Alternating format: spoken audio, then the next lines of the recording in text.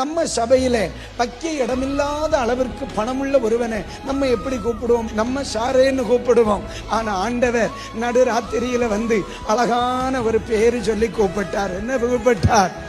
மதிகேடனேன்னு கூப்பிட்டார். பைசா கூடுதல் இருந்தாலும் சரி, சொத்து சுகம் அதிகமா இருந்தாலும் சரி, காசு பணம் நிறைய வச்சாலும் சரி, சம்பாதிக்க வேண்டியதை சம்பாதிக்காம அவசியம் இல்லாததை சம்பாதிச்சவனை பார்த்து தெய்வம் விவரங்கட்டவனேன்னு கூப்பிடுவார். இவன் என்ன நினைச்சான் தெரியுமா? எனக்கிட்ட பணம் இருக்கு, நான் தான் பெரியவன். இவன் நினைச்சா நான் நிறைய படிச்சிருக்கேன், நான் தான் பெரியவன்.